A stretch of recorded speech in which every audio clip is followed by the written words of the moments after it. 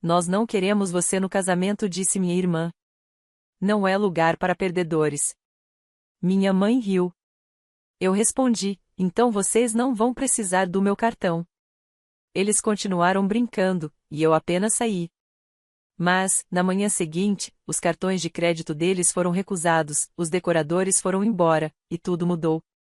É claro que isso me deixou irritada, porque não acho normal ajudar sua irmã a planejar o casamento, pagar metade, passar semanas lidando com fornecedores, empresas de aluguel e decoradores cujos nomes ela nem conseguia pronunciar, só para ela se virar e agir como se eu nem devesse estar lá, como se eu fosse um incômodo, como se eu a envergonhasse. Tudo começou do jeito de sempre na nossa família, sorrisos falsos e comentários de lado. Eu tinha ido à casa da minha mãe porque íamos finalizar a lista de fornecedores. Eu estava organizando tudo, mesmo não sendo meu casamento. Jéssica e o noivo dela, Logan, nem se deram ao trabalho de aparecer nas 2 últimas reuniões de planejamento. Eu havia pago depósitos do meu próprio dinheiro para garantir a reserva do decorador e do buffet. Nenhum agradecimento. Nenhuma oferta de reembolso, apenas silêncio. Naquele dia, eu estava sentada à mesa da cozinha com o laptop aberto, tentando confirmar o pagamento final dos centros de mesa. Jéssica entrou falando alto ao telefone com alguém, provavelmente uma das amigas que ela acha melhor do que todo mundo. Ela desligou e falou a frase como se estivesse esperando o momento perfeito para dizê-la: nós não queremos você no casamento. Não é lugar para perdedores. Ela riu. Minha mãe riu. Eu não. No começo, pensei que talvez fosse algum tipo de piada doentia. Talvez ela devesse ter dito ou estava brincando logo em seguida, mas não disse. Ficou ali, sorrindo como se tivesse falado algo brilhante. Então minha mãe acrescentou: bem, ela não está totalmente errada, linda. Você realmente não se encaixa nesse grupo. Eu apenas olhei para elas. Ninguém se mexeu. Ninguém voltou atrás. Então fechei a aba que estava aberta, disse: então vocês não vão precisar do meu cartão. Levantei-me, peguei minha bolsa e saí. Não gritei. Não chorei. Mas algo mudou ali. Porque o que elas não perceberam é que, nos últimos 2 meses, eu tinha sido a pessoa segurando tudo. O local, os fornecedores, os planos de contingência, as reservas, tudo em meu nome. Tudo pago com meu dinheiro. E quando saí, levei tudo comigo. Naquela noite, comecei a puxar os fios. Enviei um e-mail para a decoradora e pedi para pausar todos os preparativos. Mandei mensagem para a florista avisando que o pagamento não seria feito. Cancelei o pedido do bolo que havia feito por conta delas. Não expliquei. Não pedi desculpas. Na manhã seguinte, meu telefone explodiu de mensagens. Primeiro minha mãe, depois Jéssica, depois Logan, que eu não ouvia há semanas, de repente querendo falar. Eles estavam confusos no começo, pensando que era apenas um contratempo, um erro na programação. Mas ao meio-dia, sabiam. A decoradora havia enviado o aviso de cancelamento. Os aluguéis foram cancelados, as cadeiras, os tecidos, até a equipe de iluminação que eu havia contratado, tudo desapareceu. Jéssica deixou 6 mensagens de voz. As primeiras eram raivosas. Depois começou a aparecer o pânico: o que você está fazendo? Isso é sabotagem. Você está destruindo tudo. Mas eu não respondi. Não porque não quisesse, mas porque, pela primeira vez, queria que sentissem como é estar impotente, ser deixado de fora, não ser levado em conta. Elas não tinham ideia de quanto trabalho eu tinha feito nos bastidores. Porque eu nunca reclamei. Achavam que os pequenos comentários delas não tinham importância. Elas achavam que poderiam dizer o que quisessem e eu ainda apareceria, ainda pagaria, ainda faria o papel da irmã quieta e confiável que nunca atrapalha. Mas essa versão de mim não existia mais. Elas apenas ainda não tinham percebido isso. A primeira vez que Jéssica me ligou chorando, eu não atendi. Vi a chamada, deixei tocar e depois ouvi sua mensagem de voz. Ela dizia que as coisas estavam saindo do controle, que talvez eu tivesse levado tudo para o lado pessoal, que deveria ter entendido que ela estava apenas sob pressão, que estava brincando. Ouvi a mensagem uma vez e a apaguei, porque o que ela não disse foi um desculpe. Nenhuma vez. Ela não disse que eu estava certa, que ela estava errada. Não disse a você nunca deveria ter feito isso. Nem agradeceu por tudo que eu tinha feito. Apenas disse, você está complicando as coisas, linda. Não, Jéssica, eu estou tornando as coisas honestas. Pela primeira vez, a realidade não demorou a aparecer. A decoradora foi a primeira a se retirar oficialmente. A fatura foi cancelada porque eu nunca enviei o pagamento final. Depois disso, a stylist cancelou todo o projeto de design, centros de mesa, arcos de flores, a decoração completa das mesas, tudo desapareceu. Em seguida, a confeiteira do bolo também cancelou. Ela disse que tinha outro cliente e não podia esperar que problemas internos da família fossem resolvidos. Era um bolo de $2.500 que Jéssica tinha escolhido só porque uma estrela de reality show havia postado algo parecido. Ao meio-dia, elas já estavam em pânico total. Jéssica ligou de novo. 5 chamadas perdidas. 2 mensagens de voz. A primeira ligação foi com a voz dela trêmula, tentando se mostrar firme, me dizendo que eu não podia simplesmente desistir assim, que eu estava destruindo tudo. A segunda foi mais calma, menos gritos, mais súplicas. Ela disse que não tinha sido sincera, que precisava de mim, que o casamento não poderia acontecer sem minha ajuda. E foi nesse momento que ela realmente percebeu, porque não podia. Ela não tinha dinheiro guardado. Logan tinha acabado de comprar um SUV de $30 mil que não precisava. Eles não tinham nenhuma reserva. A renda de Jéssica vinha principalmente de colaborações e links de afiliados de coisas que ela nem usava. Ela pensava que o dinheiro do fundo do casamento, que meus pais tinham prometido, salvaria a situação. Mas o que ela não sabia e eu sabia há meses era que o fundo havia acabado. Minha mãe e meu pai o usaram para trocar o telhado e consertar o encanamento na primavera passada. Eles simplesmente nunca contaram a ela, assumindo que eu iria suprir a diferença discretamente, como sempre fazia. Agora a decoradora havia saído. A confeiteira do bolo tinha desistido. A florista recuou, dizendo que Jéssica tinha sido rude ao telefone e que só lidava comigo. A empresa de aluguel avisou que não podia liberar nada sem minha autorização, porque o contrato original estava no meu nome e crédito. De repente, Jéssica ficou com um local, um endereço e uma lista de convidados e nenhum casamento. Foi quando minha mãe começou a se envolver. Veio até minha casa sem avisar. Apenas bateu e entrou, como costumava fazer. Nem perguntou como eu estava. Apenas disse, você precisa parar com isso. Eu não discuti. Eu apenas perguntei o que exatamente ela achava que eu estava fazendo. Ela disse que Jéssica estava estressada, que as coisas eram ditas no calor do momento, que não era tão sério assim. Perguntei se ela achava que eu estava punindo eles. Ela disse que sim, mas que eu não estava. Eu estava apenas estabelecendo um limite. Eles disseram que não queriam que eu estivesse lá. Riram na minha cara enquanto eu sentava naquela mesa da cozinha planejando o casamento dela. Fizeram-me sentir pequena, como se eu não pertencesse ali, mesmo depois de tudo que eu tinha feito. Então agora eu estava simplesmente me retirando, levando minha presença e meu dinheiro comigo.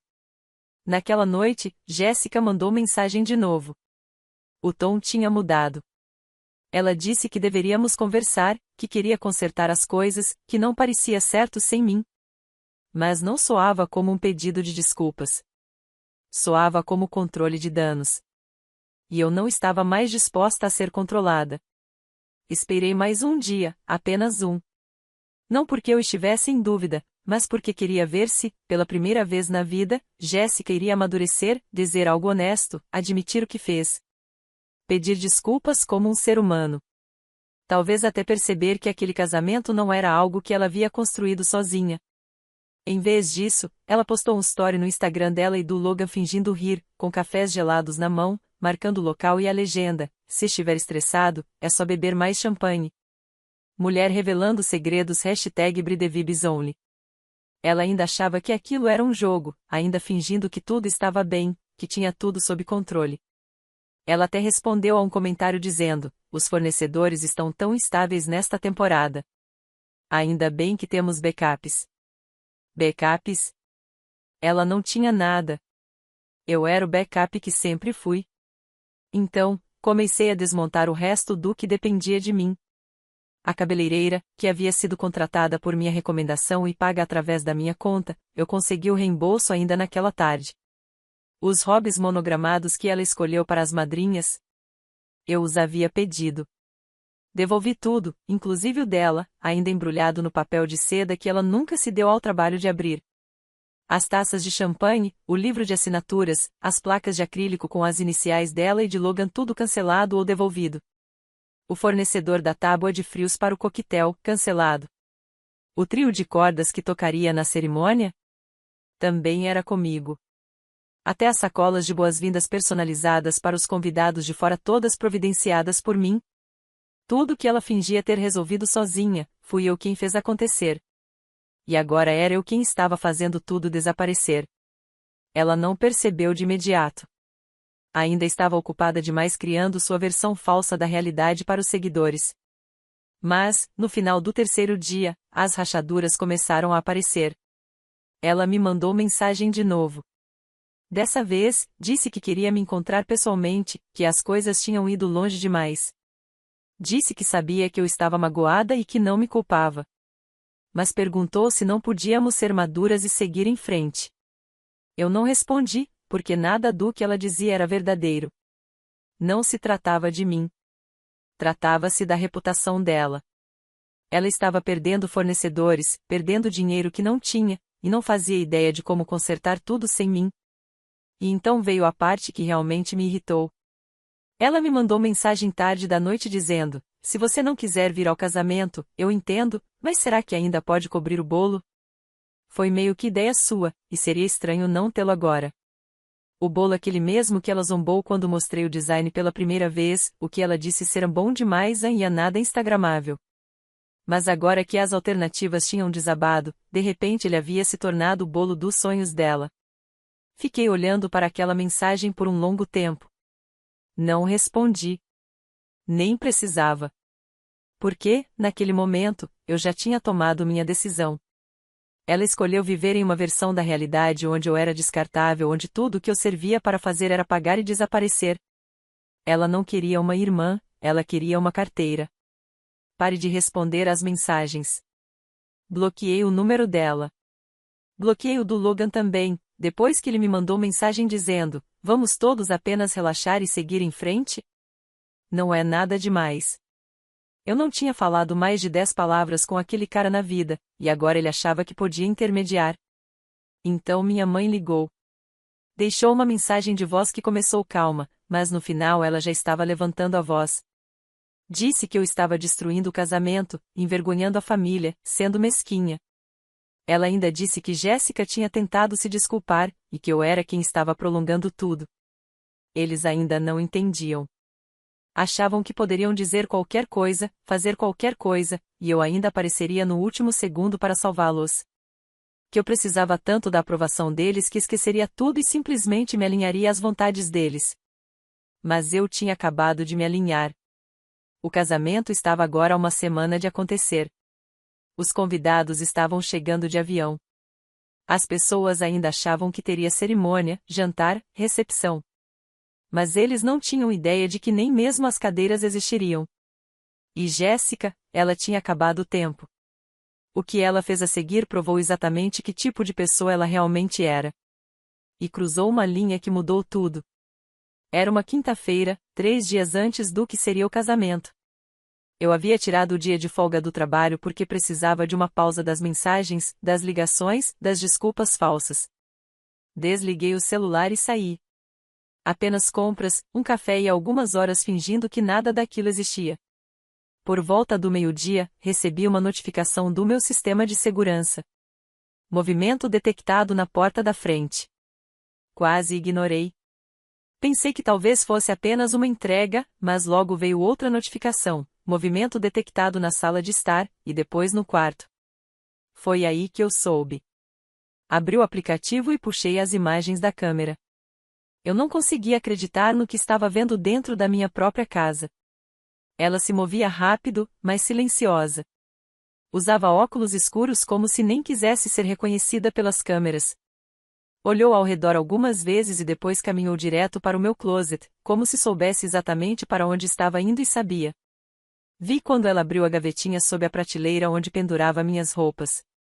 Encontrou o envelope, grosso, sem identificação, selado, com $15.000 em dinheiro. Eu havia retirado essa quantia algumas semanas atrás, enquanto mudava de conta, e não queria arriscar transferências que pudessem ficar retidas. Ainda não tinha colocado de volta. E não tinha contado a ninguém sobre ele, exceto uma vez, de passagem, para minha mãe. E agora eu sabia exatamente quem dera Jéssica a ideia. Ela se sentou na minha cama e abriu o envelope como se fosse dela, como se tivesse direito. Contou o dinheiro em pilhas, os lábios se movendo silenciosamente, e sorriu.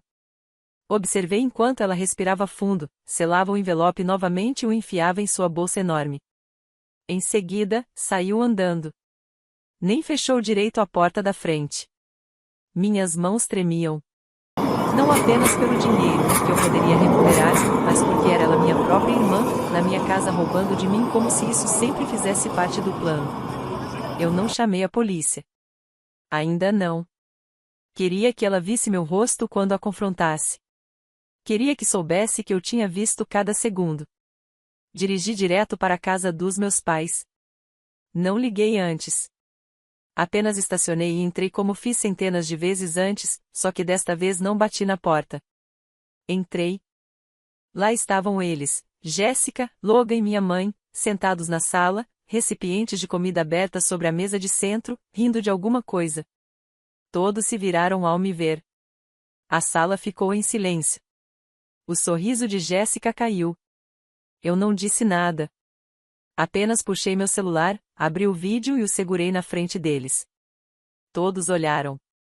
Cada segundo, Jéssica entrando na minha casa, indo direto para o meu quarto, pegando o envelope, contando o dinheiro, saindo como se não tivesse feito nada de errado. Logan se levantou e começou a dizer alguma coisa, provavelmente alguma desculpa. A boca da minha mãe se abriu e fechou. Ela me olhou, depois olhou para Jéssica, mas não disse uma palavra.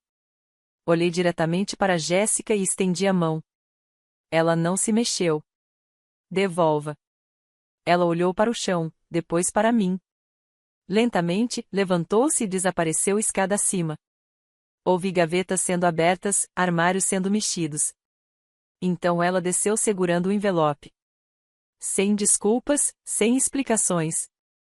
Apenas entregou como se isso resolvesse tudo. Peguei o envelope. Nem conferi se estava tudo lá.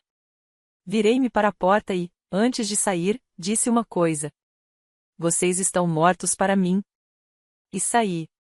Os 3 dias seguintes foram silenciosos. Estranhamente silenciosos. Não ouvi nada de Jéssica. Nenhuma mensagem, nenhuma ligação. Minha mãe também não entrou em contato.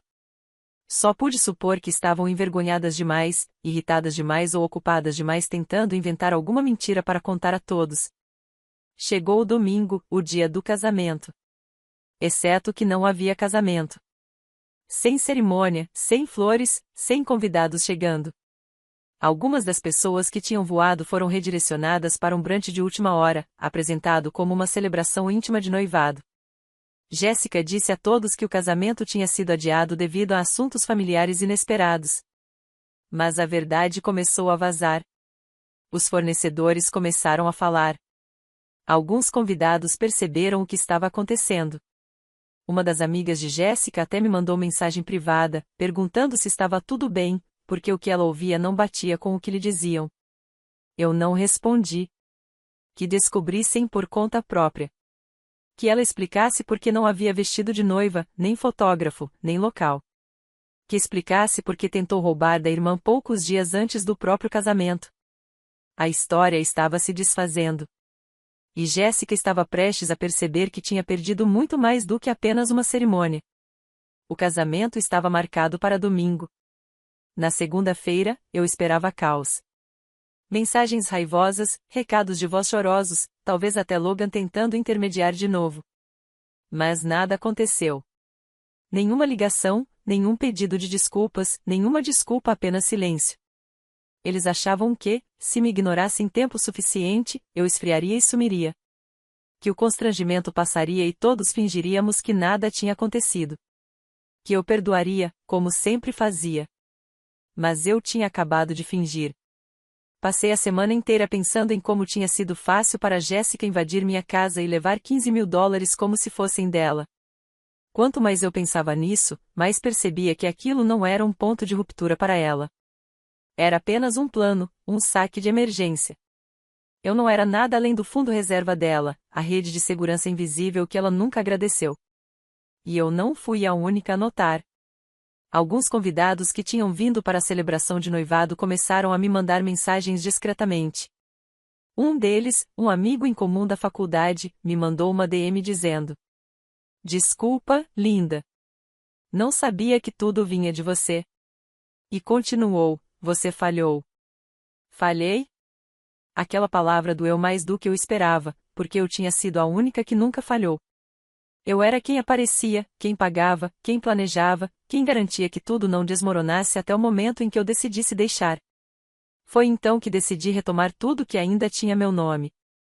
Fiz uma lista, muito específica. Os saltos de $600 que comprei para ela depois que ela chorou por não ter sapatos dignos de noiva. A caixinha de anel de luxo que encomendei sob medida quando Logan deu a ela uma barata de loja de departamento.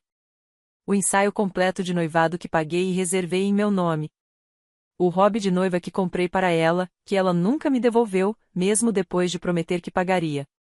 Eu não queria nada do que ela tocou, mas queria que ela sentisse a perda. Queria que olhasse ao redor e visse os vazios. Queria que explicasse para todos por que tudo estava desaparecendo, peça por peça. Mandei uma mensagem para ela uma vez: "Estou indo buscar a caixinha do anel, os saltos e qualquer outra coisa que eu tenha pago." Ela respondeu 5 horas depois: "Você está sendo dramática." Acabou. Deixa pra lá. Ela achou que eu estava blefando. Então, na manhã seguinte, dirigi até a casa dos nossos pais. Ela e Logan ainda estavam lá, como se nada tivesse acontecido. Como se ela não tivesse tentado me roubar. Como se eu não tivesse destruído o casamento falso dela completamente. Dessa vez, eu bati na porta. Não porque precisasse de permissão, mas porque queria que ela soubesse que eu não estava entrando às escondidas como ela fez. Logan abriu a porta. Parecia surpreso ao me ver. Talvez porque eu não estivesse gritando. Eu apenas entrei. Jéssica estava no sofá, de hobby, rolando o celular, fingindo que não me ouviu. Eu falei claramente: "Vim buscar minhas coisas." Ela riu. Disse que eu estava me fazendo de boba. Que o casamento tinha acabado e nada mais importava. Parecia exausta, como se a performance estivesse começando a desgastar. Mas ainda carregava aquela arrogância, aquela crença de que, de alguma forma, tudo se resolveria sozinho. Passei por ela direto para o quarto de hóspedes. Eu sabia onde tudo estava. Os saltos estavam no closet, ainda na dashbag. A caixinha do anel estava na comoda, aberta como um item de vitrine de joalheria. Ela tinha usado para fotos, marcado marcas, até escrito uma legenda inteira dizendo que Logan tinha acertado naquele detalhe. Não tinha. Eu que tinha feito. Peguei os dois, junto com um hobby que ainda tinha etiqueta. Ela deve ter pegado da caixa que eu devolvi, achando que eu não ia notar. Enquanto me dirigia à porta, Jéssica disse: "Você realmente acha que isso te torna melhor do que eu?" Parei. Nem me virei. Apenas respondi: "Não, eu acho que isso me torna livre." E então saí. Mais tarde naquela noite, um dos fornecedores do trio de cordas que eu havia contratado postou um TikTok sutil, mas certeiro, sobre uma noiva que perdeu tudo porque mexeu com a única pessoa que segurava tudo. Os comentários não foram gentis. Outros fornecedores começaram a acrescentar pequenas indiretas online também. Capturas de tela de pedidos cancelados. Acho que essa aqui não vai caminhar até o altar, afinal. Piadas. Nada muito direto, mas o suficiente para as pessoas começarem a ligar os pontos. Eu não disse nada publicamente. Nem precisava. Os seguidores dela começaram a fazer perguntas. As amigas próximas pararam de marcá-la. A madrinha de honra deixou de segui-la completamente. Ela não estava apenas humilhada. Estava sozinha. E, pela primeira vez, não tinha ninguém para culpar além de si mesma. Mas a parte que me pegou de surpresa, aquela que ninguém espera, veio 2 semanas depois. Alguém bateu na minha porta. E não era apenas Jéssica. O desfecho final feliz. Era um sábado, 2 semanas depois do casamento que nunca aconteceu. Até então, a poeira havia baixado. Pelo menos do meu lado. Jéssica havia ficado completamente em silêncio. Minha mãe e meu pai não disseram uma palavra desde o dia em que mostrei o vídeo. Meu celular estava parado. Sem atualizações, sem drama, sem desculpas, nada. E eu estava bem com isso. Melhor que bem, na verdade. Pela primeira vez em anos, ninguém me pedia favores, ninguém fingia ser legal só para tirar algo de mim. Sem chantagens emocionais, sem elogios falsos, sem afeto fraternal forçado, apenas espaço. Espaço de verdade. Claro e limpo. Então, quando ouvi uma batida na porta por volta das 4 da tarde, eu não esperava nada sério. Talvez um vizinho, talvez uma entrega. Mas eram os três: Jéssica, minha mãe e Logan e meu pai, parados ali como um grupo de intervenção de última hora. Mas nenhum deles parecia preparado. Nenhum sorriso forçado, nenhuma arrogância, nenhum sinal de controle. Jéssica estava de moletom e legging, daquele tipo que ela nunca postaria online. O cabelo preso de um jeito que dizia que ela não se importava com quem a havia. Minha mãe estava pálida, como se não tivesse dormido. Meu pai parecia que não queria estar ali, mas sabia que não podia contestar. Fiquei parado na porta por uns 10 segundos antes de alguém falar. Jéssica foi a primeira. Podemos conversar? Quase disse que não, mas dei espaço e deixei-os entrar. Sentamos na sala de estar, o mesmo lugar onde eu tinha assistido, pelo feed de segurança, ela me roubar. O mesmo lugar onde decidi me afastar de todos eles. Desta vez, ninguém se sentou com os braços cruzados. Ninguém revirou os olhos. Jéssica sentou na beira do sofá, como se não se sentisse mais pertencente àquele lugar. E então, lentamente, ela começou a falar. Não deu desculpas. Não tentou transferir a culpa. Disse que tinha feito uma grande besteira. Que passou as últimas 2 semanas tentando se convencer de que eu estava exagerando tudo. Mas não conseguiu, porque a verdade era que ela sabia exatamente quem tinha sido e odiava isso.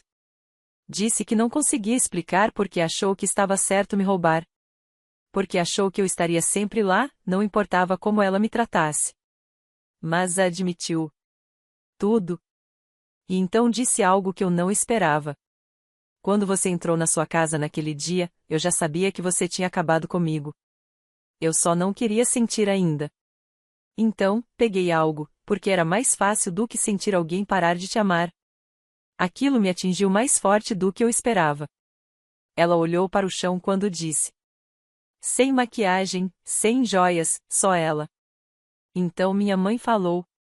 E, pela primeira vez, ela não a defendeu. Não disse que eu estava exagerando. Ela disse que passou a vida inteira protegendo a Jéssica. Mesmo quando ela estava errada, porque era mais fácil do que cobrá-la. Disse que tinha se acostumado tanto comigo sendo a forte, a confiável, que esqueceu que eu também precisava ser protegida. Meu pai não disse muito, mas pediu desculpas de forma quieta, genuína. Foi a primeira vez na vida que eu ouvi dizer aquelas palavras sem uma lição ou sermão junto. O silêncio tomou conta da sala depois disso. Olhei para os três, esperando para ver se eu os deixaria voltar ou se manteria a porta fechada para sempre. E a parte mais estranha foi que eu não me senti mais com raiva. Só cansada e, estranhamente, pronta. Disse a eles que os perdoava.